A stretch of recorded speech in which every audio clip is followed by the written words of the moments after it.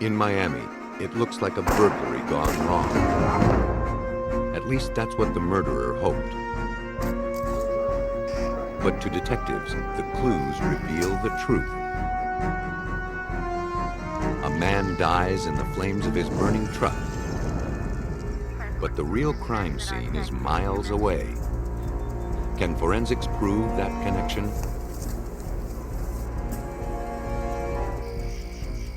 Investigators grapple with a double homicide.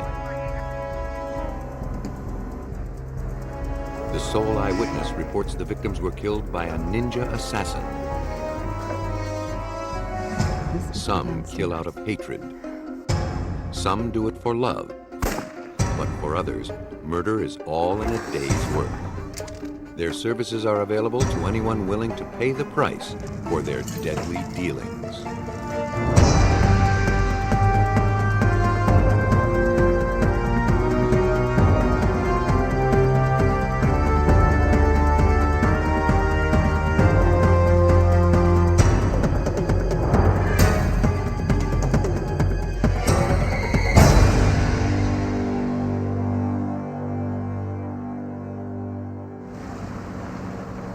In the early morning hours of March 7th, 1986, police received a call from the home of Stan and Joyce Cohen in Coconut Grove, Florida. At 5:25 a.m., Joyce had frantically dialed 911, reporting that an intruder had entered their home. Her husband was shot in his sleep. Stan Cohen, a 52-year-old owner of a construction company, had been shot 4 times in the head. Tell me, is he gonna be okay? He was pronounced dead at the scene. My husband, can you tell me anything? Homicide detectives were called in. Leading the investigation was John Spear. When I arrived at the scene, I met Joyce Cohen. There were only 2 people in the house, according to Joyce Cohen, when this homicide occurred. Now, my teachings and my beliefs are when you have 2 people in a house or a room or anywhere, and one of them ends up dead, you should suspect the other person until your suspicions are relieved. This right here? But suspicions can only take an investigator so far, and they ultimately mean nothing in a court of law. The truth is told through the evidence. Meantime, the medical examiner conducted an autopsy on Stan Cohen. He ruled gunshot as the official cause of death. He was told the victim was killed between 5:15 and 5:20 that morning. He had no reason to question it. If we could have a seat right here, please. While the forensics team swarmed the Cohen's I house, get you to put your hands on the table, ma'am. Joyce went to the police station. Ma'am, this is She agreed to a routine swab test for gunpowder residue. What I'm going to do is swab your hand, and if there's any shots or traces of gunshot residue. While awaiting the results, she gave her statement. According to Joyce, she and Stan were awakened by a noise downstairs. I think I heard something. What'd you hear?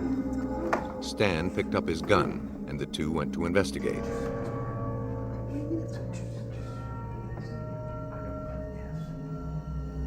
A quick search of the house showed nothing amiss. Relieved, the couple returned to bed. But Joyce claimed she couldn't sleep, so she went back downstairs. At approximately 5 a.m., a friend called from Colorado. As they were talking, she heard a noise in the kitchen. She noticed the glass in the kitchen door was broken. She said she hung up from her friend. Then she saw a figure running downstairs and out the door. She ran upstairs to check on Stan. She found him bleeding in bed. She couldn't rouse him. Oh my God, what happened? She dialed What happened, 911. honey, are you okay? Are you okay? When I advised her that there were some inconsistencies in this particular story that she told me about the homicide, It irritated her. She demanded that the forensics team immediately leave her house and not return without a search warrant. She said she didn't want any of her husband's things taken or touched. Detective Spear couldn't understand her hostile reaction.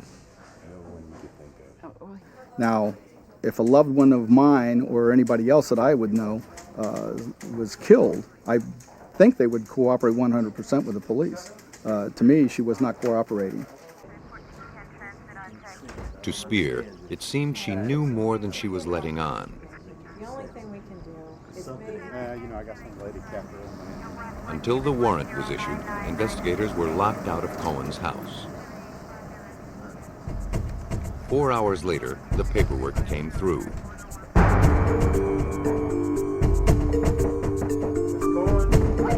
Joyce Cohen was presented with the warrant, and the team swung back into action.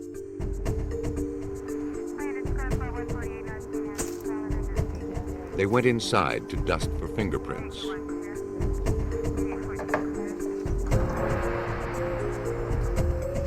Joyce was called back to the police station to continue her interrogation.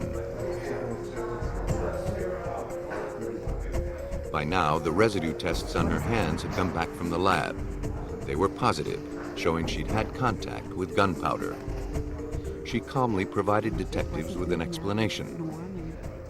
When she discovered her husband's body in the bed, she grabbed him and a pillow. And possibly that's what caused her to have the gunshot powder residue on her hands. Investigators made a note of her response and pressed on. They noticed that her story changed slightly from her first interview. Hey, thanks for calling. Now, instead of saying that her friend called from Colorado at 5 a.m., she said it was closer to 3 a.m. That left a gap of 2 hours between the time of the break-in and her call to 911. Slips like that can mean nothing, or everything. It was too early to tell. The evidence was still being gathered. Outside the house, police discovered a gun in the garden.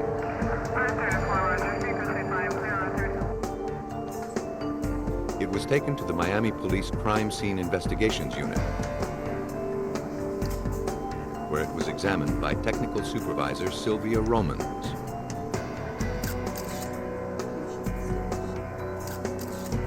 After photographing the weapon, she tried to raise fingerprints. Upon fuming the gun, I found some evidence of fingerprints. They weren't of much value, but the most significant thing that I found was that it appeared the gun had been wiped down. Ballistics showed that it was the weapon that killed Stan Cohen. Because it was one of the victim's own guns, it seemed like a dead end. Except it bore one tiny clue. Romans found a shred of paper facial tissue caught between the frame and the grip. It suggested the gun had been wiped clean with a tissue. It also suggested another clue to look for. Samples of facial tissue were collected from around the house. In a trash can in the back bathroom down the hall from the murder scene, detectives found a soiled tissue with black residue on it. It was sent to the lab. The lab was not able to determine whether, in fact, the tissue that was found on the gun was an exact match to the tissue that I had submitted to the lab. However, the tissue did have gunshot residue, and it also had the mucuses of Joyce Cohen.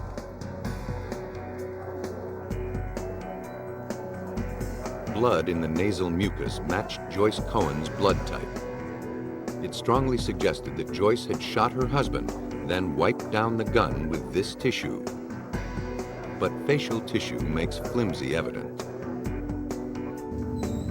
To win his case, Spear needed something more substantial.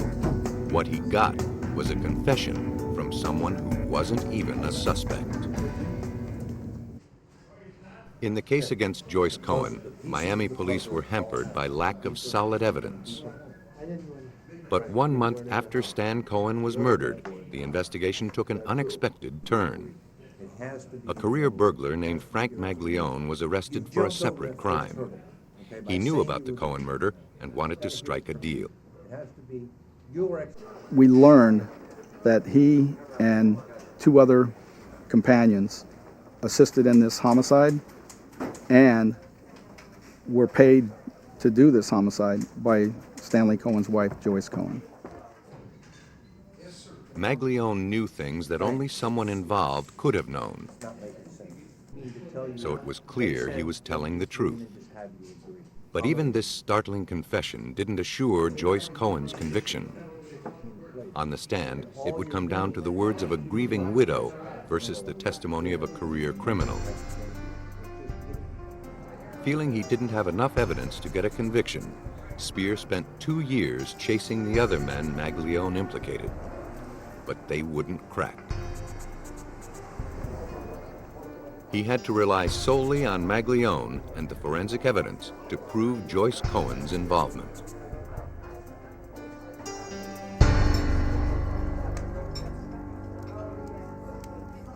According to Maglione, Joyce met him and the others at a restaurant to plan the hit. Joyce had it all mapped out. It was supposed to look like a burglary gone bad. They were to arrive at the house between 2 and 3 a.m. and use Stan's own gun to kill him.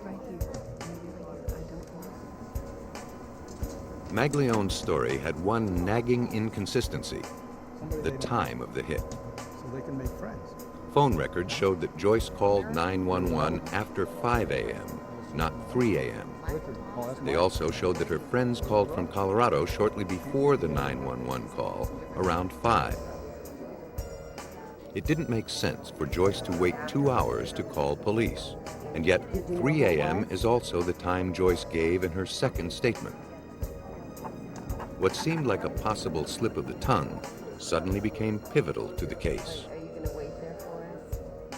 Police suspected that Joyce may have waited in order to create her alibi.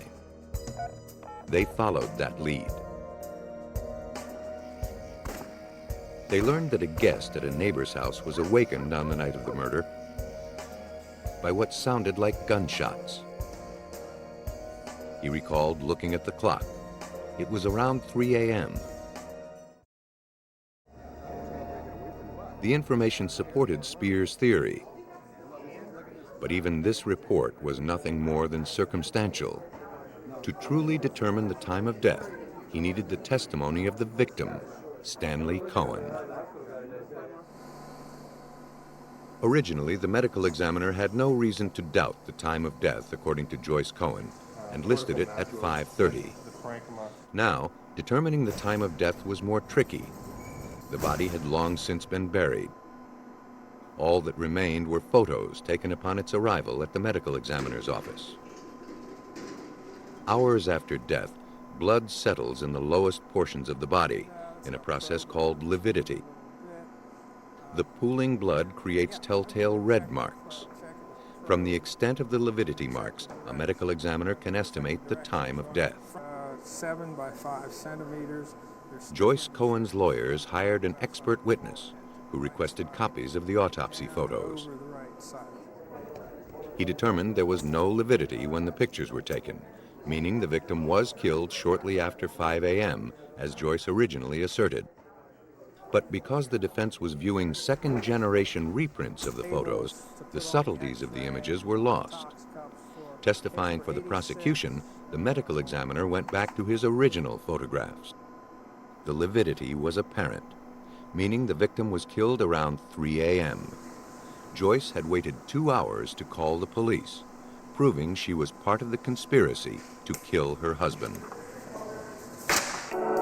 Maglione's testimony put into question the time of death. The autopsy photos confirmed his story.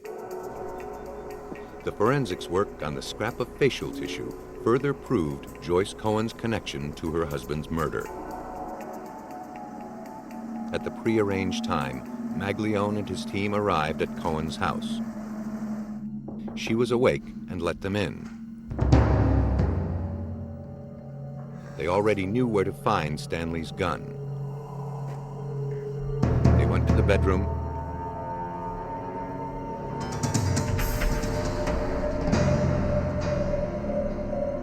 shot him 4 times, then ran out.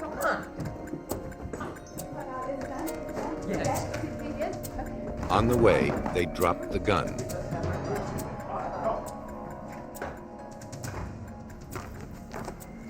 Joyce picked it up, wiped it down with the tissue, and threw it out the window into the garden. She then perhaps blew her nose on the tissue and disposed of it in the far bathroom. Although it was never proven, she may have arranged with her friends in Colorado to call her, thereby establishing her alibi. Unfortunately, the friends called too late, or there was some confusion over the time zones, Colorado being 2 hours earlier than Florida. Her own alibi betrayed her. Joyce Cohen received 40 years for murder and conspiracy to commit murder. Frank Maglione received 10 years. The co-conspirators were also rounded up and received sentences of no less than 39 years. Murderers are optimists, always believing they can get away with it. But reality has a way of catching up with them, one fact at a time. On a sleepy Saturday morning in August 1988, a driver on a rural road outside of Oklahoma City was startled by the sight of a burning truck. He got out to take a better look.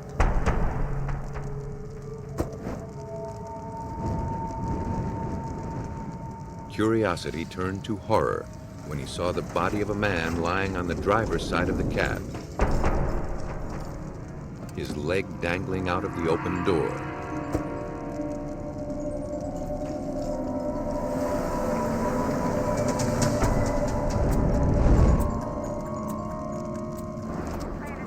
After the fire department quenched the blaze, Oklahoma City police investigated the scene.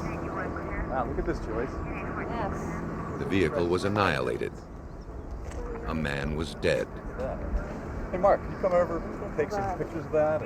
Back here, a lot of evidence. But the guy from the gas tankers.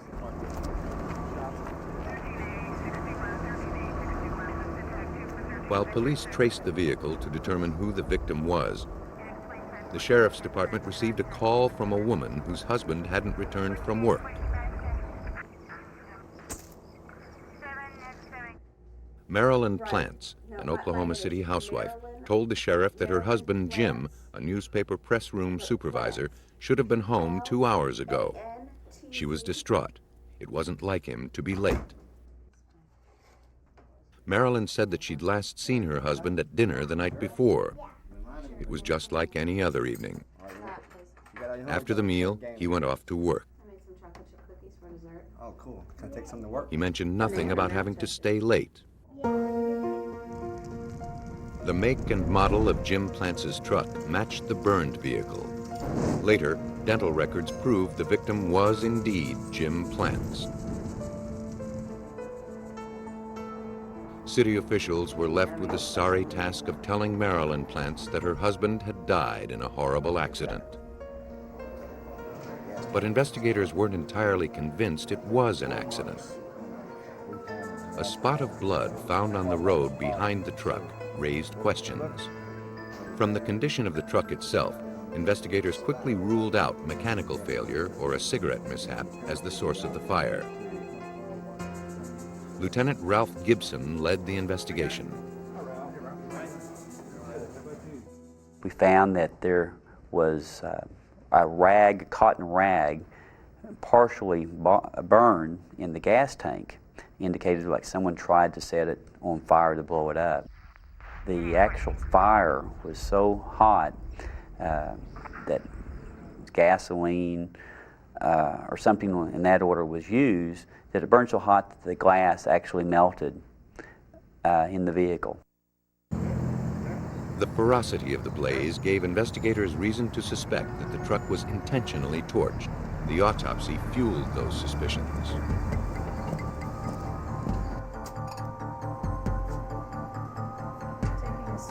It revealed that Plant suffered head trauma and broken forearms, but his truck showed no signs of collision, suggesting he was beaten, then placed into the vehicle. The gases in his lungs showed he was still alive when the truck was set ablaze. The case officially became a homicide. To find the killer, Gibson first needed to find the motive.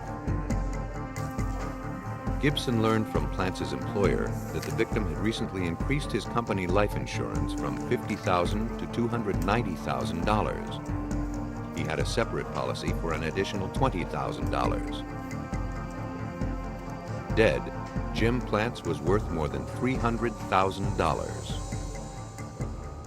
The increase in insurance definitely got my attention as a motive for a homicide.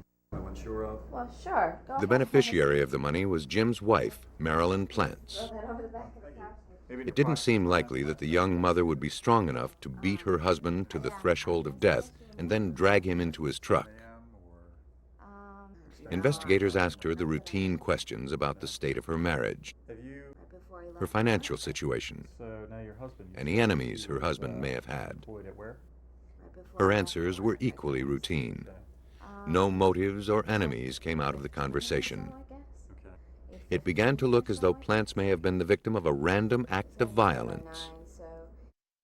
Gibson persisted in the investigation. As I routinely do when I work homicides, I do a background investigation on the victim and associates and their vehicles. Upon checking Marilyn Plantz's vehicle, I determined that it was stopped about a week prior. Driving the car was a man named Clifford Bryson. Marilyn Plantz was the passenger. Police wanted to know if they witnessed the theft of a pickup truck that just occurred. Bryson said he thought he recognized the driver. It was a man named Roderick Ferris. With nothing else to go on, investigators followed this tenuous lead and decided to talk to Ferris. They didn't have far to go. Ferris was in the city jail, charged with stealing the truck. Perhaps he'd be willing to swap information for a more lenient sentence. I asked him, did he know Marilyn Plantz? And he said, yes, he did know Marilyn. He said, what's strange, she offered him $10,000 to kill her husband. He claimed that, and since he was in the city jail, he had no knowledge that he had been murdered. Thanks to Ferris, the cast of characters in this deadly drama began to be revealed. Ferris said Marilyn made the same offer to Clifford Bryson. He said that Bryson and Marilyn were having an affair. Bryson was called in for questioning, and the finger-pointing continued. At first, Bryson claimed to have limited knowledge about the incident. But as the interrogation continued, he admitted that he knew about it beforehand. He wasn't involved, he said. The man they were after was named Clinton McKimball. Bryson was arrested as an accomplice. In short order, Clinton McKimball was also brought in, questioned, and arrested.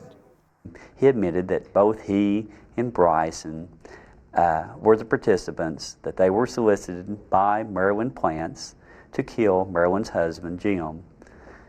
They waited inside the house, beat him with baseball bats unconscious, took him to 50th and Sooner, and set him afire. When the smoke cleared, Gilbert had confessions from the murderers, but he had only their word that Marilyn was the mastermind. Unless he could find some physical evidence to back that up, she would go free. Police had every reason to suspect that Marilyn Plantz planned her husband's murder. Problem was, they couldn't prove it. Confronted by police, she denied everything. A search warrant was served on her house, the alleged scene of the crime. Investigators pulled back what looked like a new area rug. Check the underside of the rug. It concealed spots and bleach stains on the wall-to-wall carpet below. Get in. They cut the carpet, revealing what resembled blood stains soaked into the padding. It was collected for testing in the lab. Tiny telltale spatters on the draperies and wall also were collected. In the child's bedroom closet, 2 stained baseball bats were found.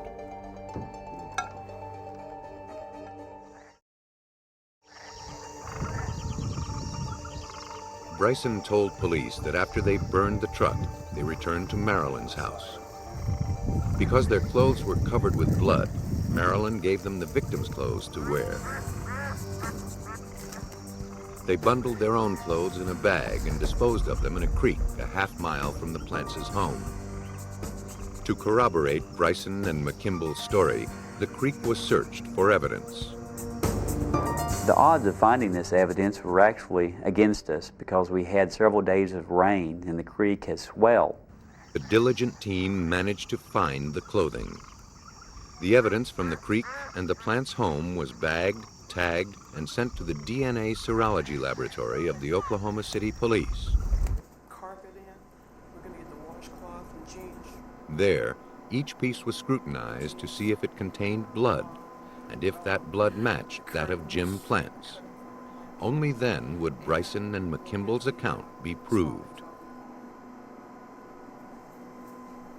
The outcome of the case rested on the shoulders of forensic chemist supervisor Joyce Gilchrist. Oh, great, thanks. But some of the evidence didn't look hopeful.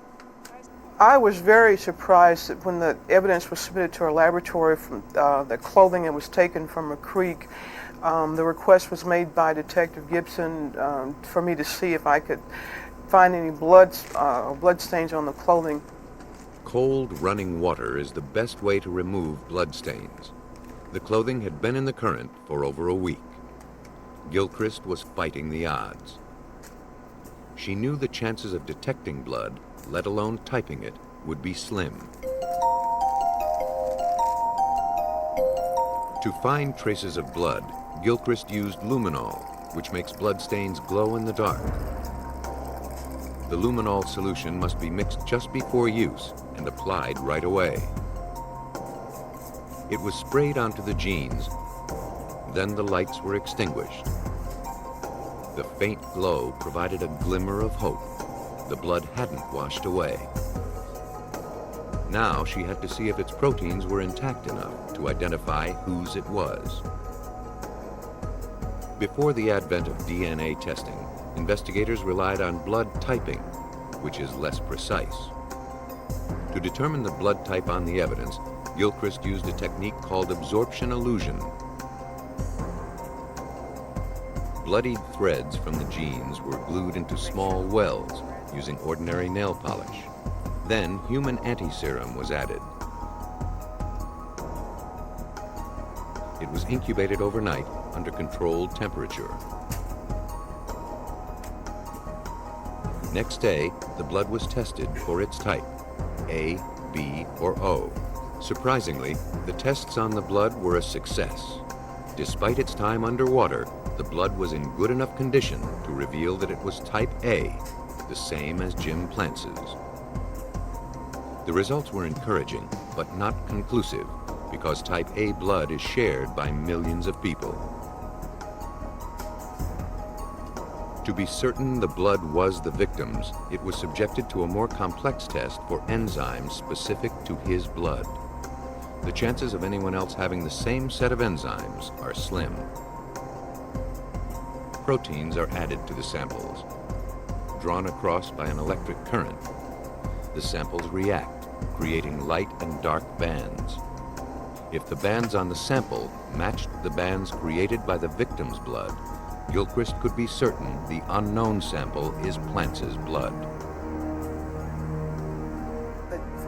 She had a match. The blood on the jeans was undeniably the victim's. This part of the killer's story checked out. They did such a good job of wrapping the garments that they protected that blood for us, so that when it went into the water, the blood was protected from being washed away by the water itself. And when the items were found by our investigators and then brought back to the laboratory to be analyzed, I could make an association back to the victim very easily. According to Bryson and McKimble, the murder occurred at Plantz's house. The blood evidence collected there suggested this was so. It was Gilchrist's job to prove it beyond a doubt.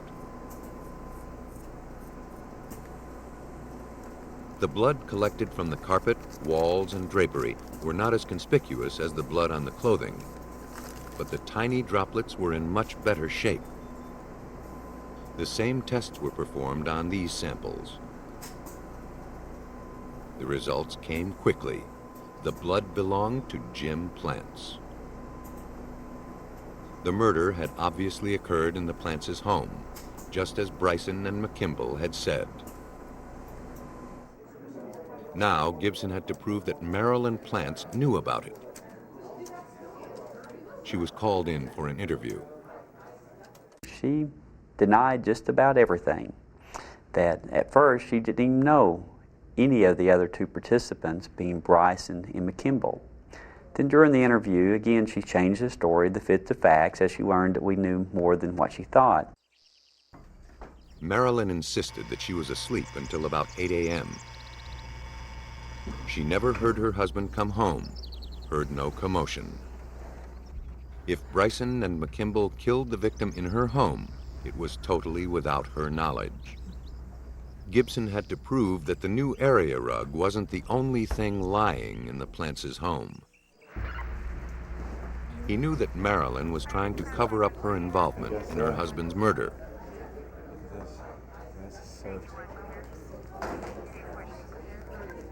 The new rug could be his most damning piece of evidence. I was trying to find a way to link her to the purchase of that rug because it was a new rug. So I checked with the manufacturer of the rugs, and they told me one of the primary carrier was Walmart. And there was a Walmart just a few blocks from Marilyn's house. So I got a subpoena for the bank records of Marilyn Plantz. And when I went through the bank records, I found a check to Walmart on the day of the killing. I've got the receipts right here. Gibson visited the store manager, who retrieved the original receipt from Marilyn's purchase. The itemized document showed that on the date of the murder, she made two purchases: a soft drink and an area rug. The transaction occurred at 9:11 a.m. This is a girl that just reported her husband missing, and she goes and buys a rug at 11 o'clock, over 11 minutes after her store opens. She didn't shop a whole lot either. The purchase of the rug was proof that Marilyn Plantz had full, willful knowledge of the murder of her husband. According to what police could discern, when Jim Plantz came home from work that morning, Marilyn's lover, Clifton Bryson, and his friend, Clinton McKimble, were already there,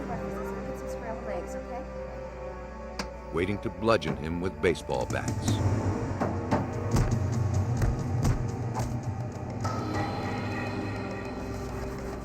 While Marilyn cleaned up the house, the two men put the victim's body into his truck.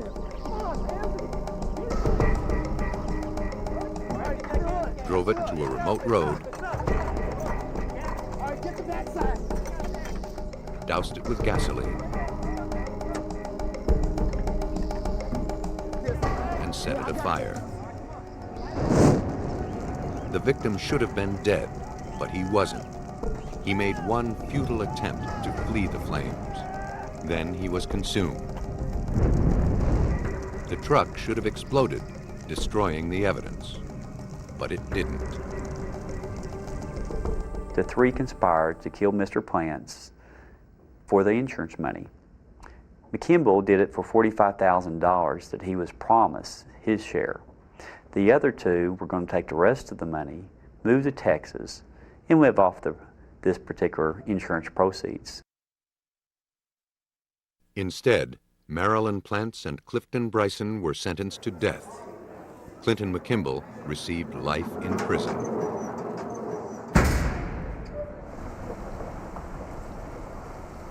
Many so-called perfect crimes are spoiled by the confessions of a participant. A single word from a reliable source can send a solid alibi crashing to the ground.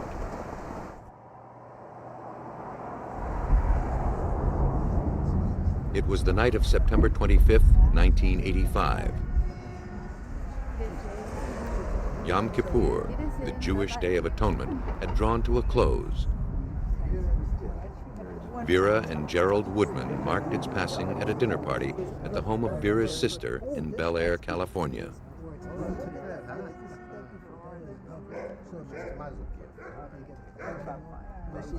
Thank you. After bidding goodnight to their hosts, the couple climbed into their car for the 15-minute drive to their condo in Brentwood. They didn't know that their movements were being watched, that they were heading into a trap. Gerald Woodman was a self-made man, earning his fortune with his plastics business. He and Vera were married 45 years and raised 3 sons and 2 daughters. Though he was 67 years old and had undergone bypass surgery, he was still energetic and refused to retire. You make a right. Okay. Take a left. On his way toward wealth, Woodman had evidently made some enemies. The Woodmans pulled into their parking spot in the condo garage at about 10:30 p.m. But they never made it out of their car.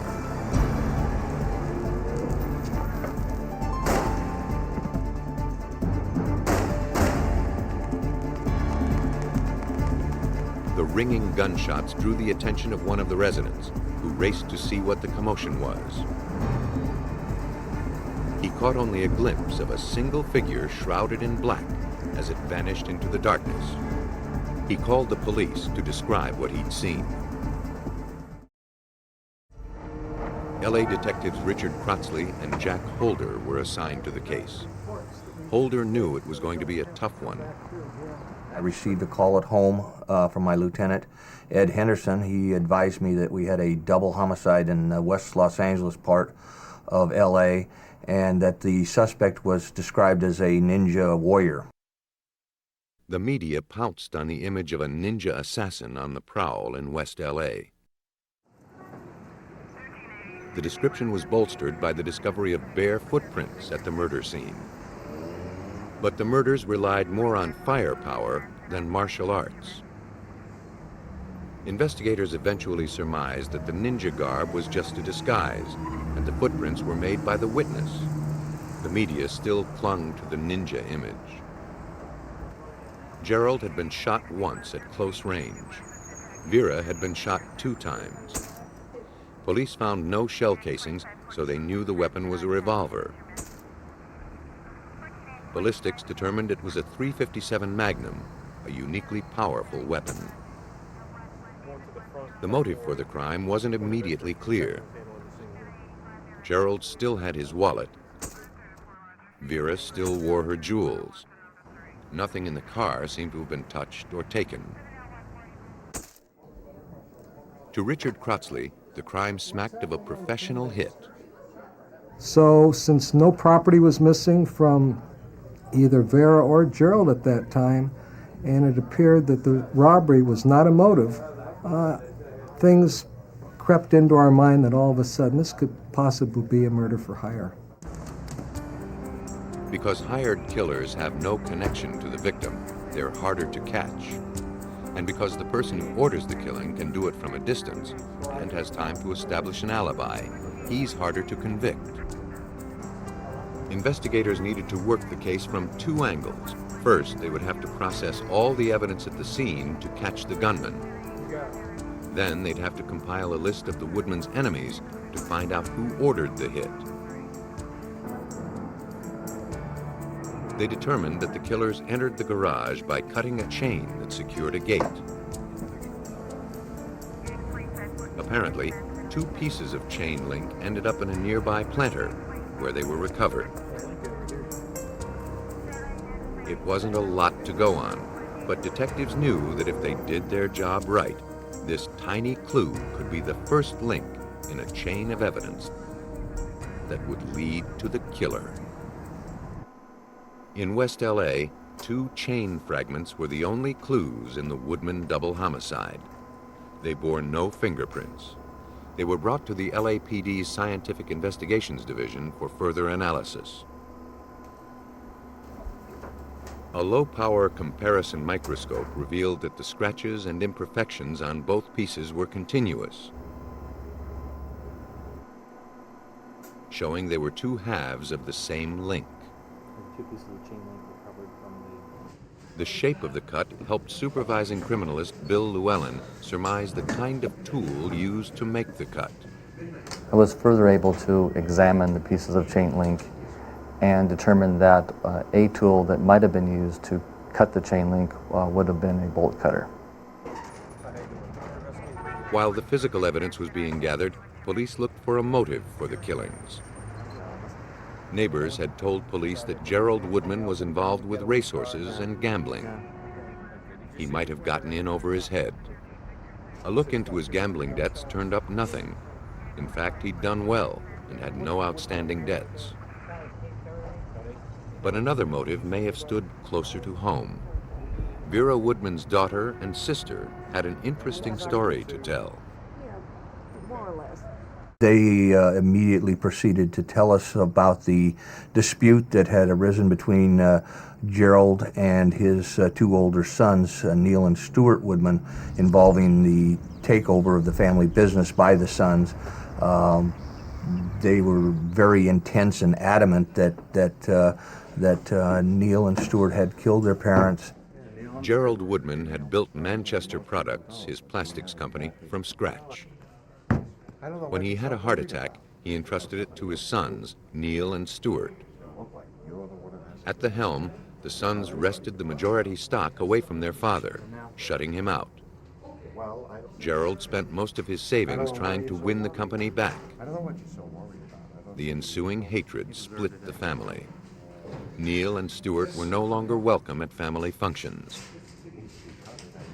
Gerald and Vera were not allowed to see their grandchildren. Everyone police spoke to gave the same story about the animosity that centered around the Woodman boys. Finally, it was time to speak to them directly. The brothers agreed to meet investigators at their attorney's office. Now, any time that you want to interview a family member regarding their parents' death, why in the world are you going to get an attorney? Right then and then, I think Jack and I decided these guys are involved. Now, how are we going to prove it? While Crotsley and Holder pondered where to gather their next clue, it walked in the door. 2 former LA cops who moonlighted as security guards paid police a visit. They said that a man named Steve Hommick, who was employed by Neil Woodman, had recently hired them to keep Gerald and Vera Woodman away from their grandson's bar mitzvah. The former police officers told investigators that Hommick had given them some harsh instructions. We had been told that Mr. Hommick had made the statement during a breakfast meeting prior to the bar mitzvah that Neil had told Steve, "What are you going to do if he comes around?" And Steve had replied that he would waste him. A background check on Steve Hommick revealed that he was a former LA cop who had been fired after less than 1 year on the force. He was now living in Las Vegas and was under FBI surveillance for drug trafficking. He and a business associate had flown from Las Vegas to LA the day before the killings and had returned to Vegas the day after. Placing Hommick in Los Angeles on the night of the murders was a start.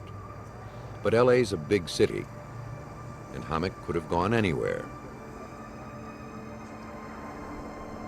Police learned that his brother, Robert Hommick, lived less than 4 miles from the crime scene. We also discovered that Robert Hommick was involved in a traffic accident the night of the murders within a half a block of the murders. This seemed like more than a coincidence. Hommick's accident took place in the alley behind the Woodman's condo. Robert Hommick's record also showed that 3 months before the murders, he had been questioned by police for apparently loitering around Vera and Gerald's building. It was the date of the Woodman's anniversary, one of the few times Vera Woodman left the condo. On our friend Jesse. Investigators suspected that the Woodman boys had hired the Hommicks to kill their parents. It would take more than the evidence at hand to prove it. Federal agents had already put traces on Steve Hommick's phone in Las Vegas. Many of the calls were to his brother, to the Woodman's sons' homes and office, and to payphones near their houses. Phone records for all of the suspects were analyzed. They showed a flurry of activity just before the murders. And looking at those records and our records, we started putting everything together that there was all kinds of conversations linking these suspects to each other. It was enough to obtain a search warrant for Steve Hommick's apartment. There they found copious diaries detailing his activities. But he gave everyone a nickname, wrote everything in code. Investigators were able to crack it. One of the things police learned from the diaries was that Stuart Woodman had hired Robert Hommick to burglarize his own house so he could collect on the insurance. He also stole and torched a company car for the same reason. If Hommick was involved with the murder for hire, he wasn't so rash as to write about it. But his books did suggest that his brother Robert was often his partner in crime. Investigators next served a warrant on Robert Hommick's apartment, 4 miles from the murder scene.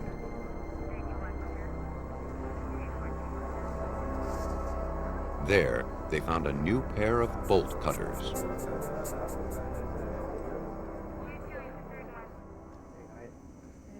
Assuming that Robert Hommick wouldn't have traveled far to purchase the tool, detectives spoke to the clerk at the hardware store just down the street from his apartment.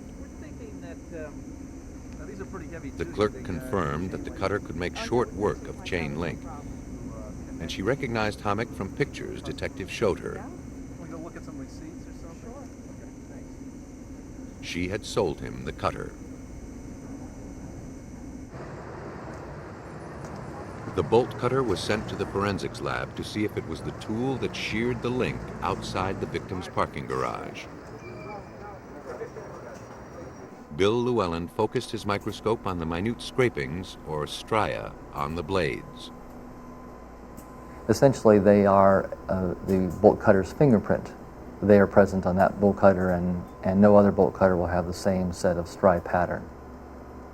What's really unusual about the bolt cutters in this case is they were virtually brand new, and you could actually see marks on the jaws of the bolt cutters where they had been used to cut the chain link, which made my job much easier in that I had a very small area in which to focus my examination for the stri patterns. After examining the blade, Llewellyn used it to cut a small piece of lead.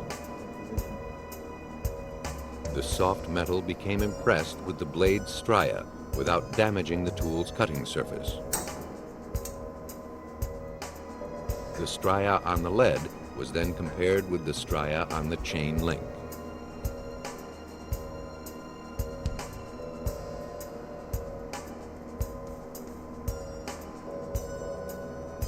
From the comparison of the stria, Llewellyn could determine indisputably that this bolt cutter cut this link.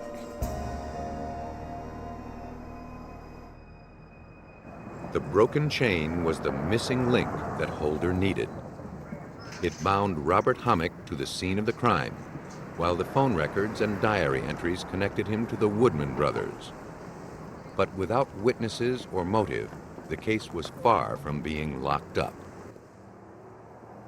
Investigators struggled for 6 months to build their case against the Hommicks and the Woodman brothers. And then came a break. One of the Homic's partners was arrested for unrelated charges. To reduce his sentence, he confessed to being a lookout on the night the victims were killed. He said that the Woodman brothers ordered the hit. Sorry. That left only the motive. On the surface, it seemed like the Woodman sons had already gotten what they wanted. They'd stolen their father's successful company out from under him. Why, except for sheer hatred, would they want to kill their parents?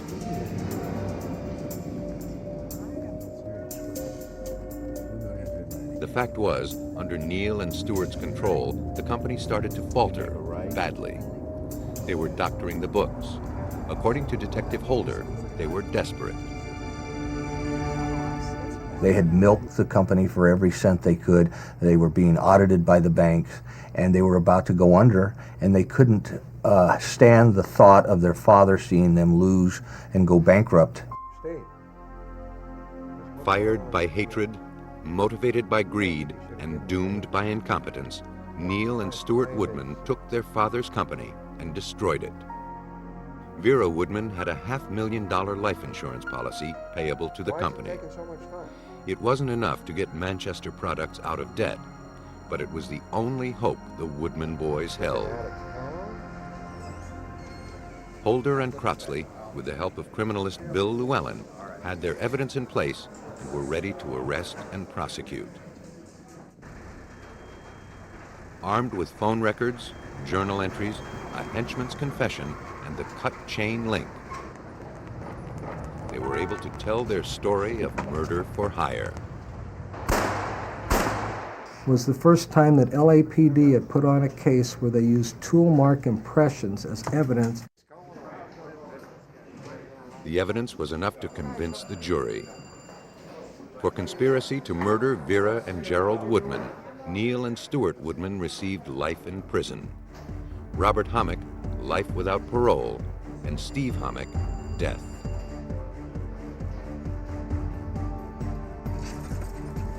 There may be honor among thieves, but the same cannot be said of murderers. When the heat's turned up, confidences are broken, partners betrayed. And an assassin who's only in it for the money is willing to pay any price to save his own life. Once he agrees to bargain, it's up to forensics to determine the truth of his tale.